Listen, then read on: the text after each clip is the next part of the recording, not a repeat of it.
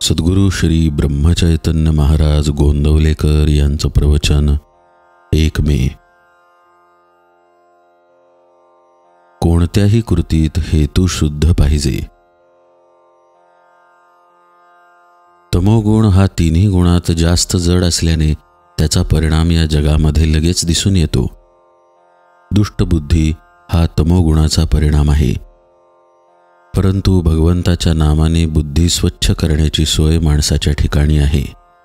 यासाठी पुष्कळ नामस्मरण करावे, म्हणजे सत्वगुणाचा उदय होतो आणि बुद्धी शुद्ध बनते.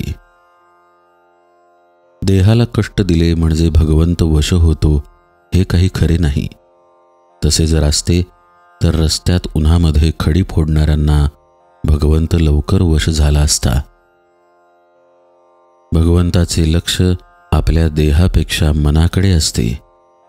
आपल्या मनामध्ये प्रापंचिक हेतू ठेवून भगवंताच्या नावाने उपवासासारखे कितीही कष्ट केले तरी ते पाहून लोक फसतील, पण भगवंत फसणार नाही.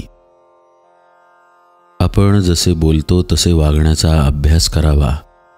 परमार्थामध्ये ढोंग फार बाधक असते. प्रापंचिक गोष्टी करता उपवास करणे ही गोष्ट मला पसंत नाही. उपवास घडावा यात जी मौज आहे ती उपवास करावा यामध्ये नाही. भगवंताच्या स्मरणामध्ये इतके तल्लीन व्हावे की आपण नेहमी त्याच्याजवळ वास करतो आहोत असे मनाला वाटावे. मग देहाने अन्न खाल्ले म्हणून कुठे बिघडले. याउलट आपल्या चित्तात भगवंताचे नाम नसताना आपण देहाने पुष्कळ उपवास केले तरी अशक्तपणाशिवाय दुसरे काही पदरात पडणार नाही. काही लोक वेडे असतात. त्यांना आपण उपासतापास कशासाठी करतो आहोत हेच समजत नाही. कोणत्याही कृतीला वास्तविक मोल तिच्या हेतूवरून येते.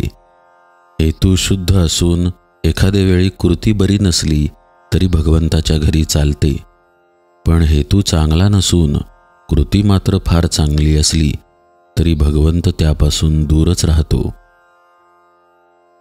माणसाने केलेला उपवास निष्काम असून तो केवळ भगवंताच्या स्मरणात राहावे म्हणून केलेला असला तर फारच उत्तम आहे.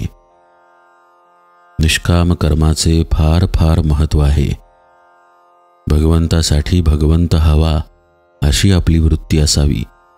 किंबहुना नाम घेत असताना प्रत्यक्ष भगवंत समोर उभा ठाकला आणि तुला काय पाहिजे असे त्याने विचारले तर तुझे नामच मला दे हे त्याच्याजवळ मागणे, याचे नाव निष्कामता होय. कारण रूपाने व्यक्त झालेला भगवंत केव्हा तरी नाहीसा होईल, पण त्याचे नाम मात्र अखंड टिकेल. आणि त्याचे नाम घेतले की त्याला आपल्याकडे येणे जरूर आहे. म्हणून देहाला कष्ट देण्याच्या भानगडीत न पडता भगवंतासाठीच नाम घेत असावे. त्याची कृपा झाल्याशिवाय राहणार नाही.